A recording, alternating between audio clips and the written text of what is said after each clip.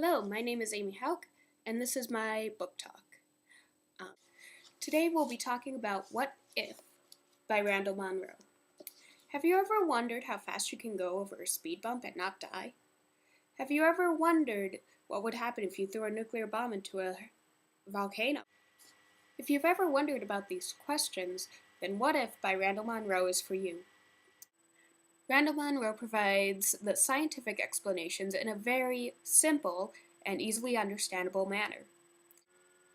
He also provides comics to help further illustrate the explanations. Take, for example, this comic.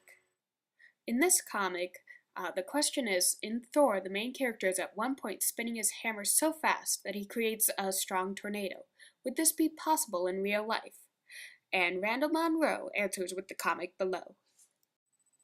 So if you're interested in the science behind these questions, or if you just want something funny to read, What If will be the book for you, and I recommend checking it out. The next book I'm going to talk about is the 1-800 Where Are You series, When Lightning Strikes by Meg Cabot.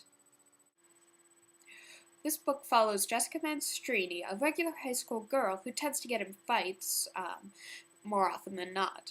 Her extracurricular activities also include at least 2 months' detention.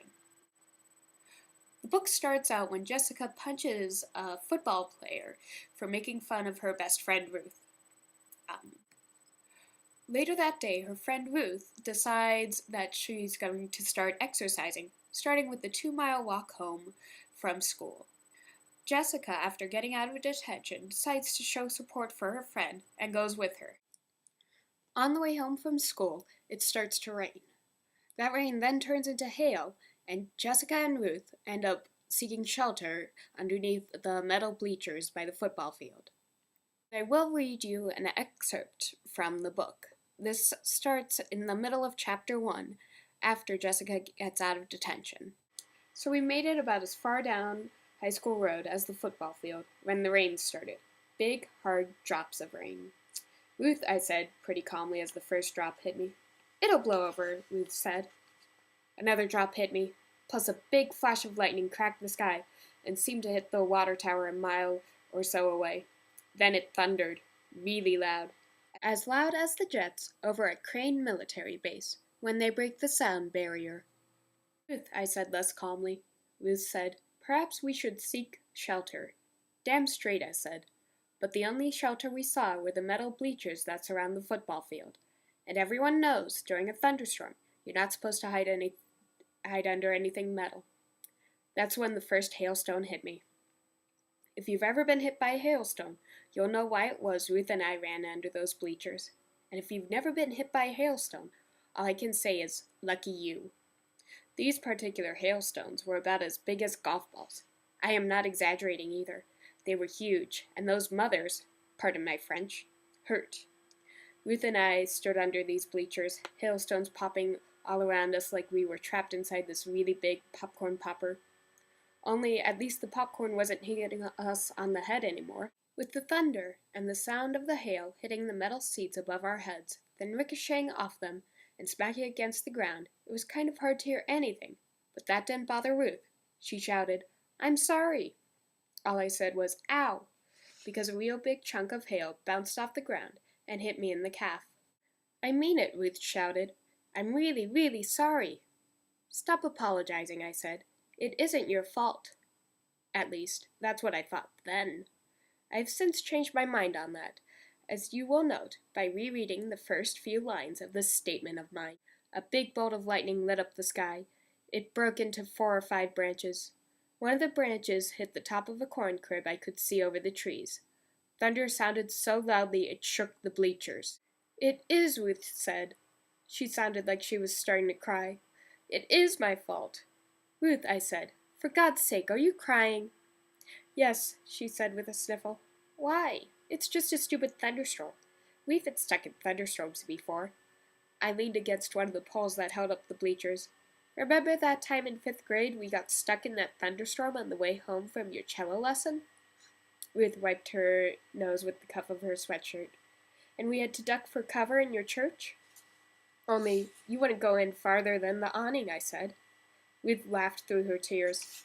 Because I thought God would strike me dead for setting foot in a Goyim house of worship. I was glad she was laughing anyway. Ruth can be a pain in the butt, but she's been my best friend since kindergarten, and you can't exactly dump your best friend since kindergarten just because sometimes she puts on sweatbands or starts crying when it rains. Ruth is way more interesting than most of the girls who go to my school, since she reads a book a day, literally, and loves playing the cello as much as I love playing my flute, but will still watch cheesy television in spite of her great genius. And most times, she's funny as hell. Now was not one of those times, however. Oh God, Ruth moaned as the wind picked up and started whipping hailstones at us beneath the bleachers. This is tornado weather, isn't it? Southern Indiana is smack in the middle of Tornado Alley. We're number 3 on the list of states with the most twisters per year. I had sat out more than a few of them in my basement. Ruth, not so many, since she'd only spent the last decade in the Midwest. And they always seemed to happen around this time of year, too. And though I didn't want to say anything to upset Ruth any more than she already was, this gave all the signs of being twister weather. The sky was a funny yellow color, the temperature warm but the wind really cold, plus that whacked out hail. Just as I was opening my mouth to tell Ruth it was probably just a little spring storm, and not to worry, she screamed, "Jess, don't!" But I didn't hear what she said after that, because right then there was this big explosion that drowned out everything else. If you want to find out what happens next, be sure to check out Meg Kabat's 1-800-WHERE-ARE-YOU series, When Lightning Strikes. The last book I'm going to talk about today is a personal favorite of mine, Good Omens by Terry Pratchett and Neil Gaiman. This book is about the end of the world, which is supposed to happen on Saturday. Next Saturday, to be precise, just before dinner. But first, someone has to find the Antichrist, who seems to have gone missing. This book stars Crowley, a fallen angel who didn't so much as fall as saunter vaguely downward, Aziraphale, who owns a rare bookstore that doesn't sell any books, Adam, an Antichrist, and Dog, a hellhound and cat warrior. This book is hilarious and will have you laughing out loud at points. But don't take my word for it. Here's the beginning of the book, where we first meet Crowley and Aziraphale after Adam and Eve have been cast out of the Garden of Eden. Eventually, Crowley said, "Didn't you have a flaming sword?" Said the angel. A guilty expression passed across his face, and then came back and camped there. "You did, didn't you?" said Crowley. "It flamed like anything. Well, it looked very impressive, I thought." "Yes, but, well, lost it, have you?" "Oh, no, not exactly lost, more, well." Aziraphale looked wretched. "If you must know," he said a trifle testily, "I gave it away." Crowley stared up at him. "Well, I had to," said the angel, rubbing his hands distractedly. "They look so cold, poor things, and she's expecting already, and what with the vicious animals out there and the storm coming up, I thought, well, what is the harm?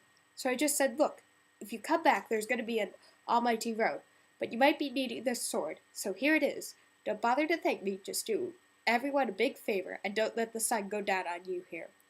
He gave Crowley a worried grin. "That was the best course, wasn't it?" "I'm not sure it's actually possible for you to do evil," said Crowley sarcastically. Aziraphale didn't notice the tone. "Oh, I do hope so," he said. "I really do hope so. It's been worrying me all afternoon."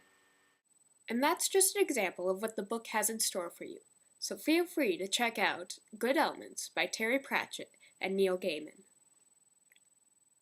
Thank you for watching my book talk. I hope you found some of these books to be interesting enough to check them out.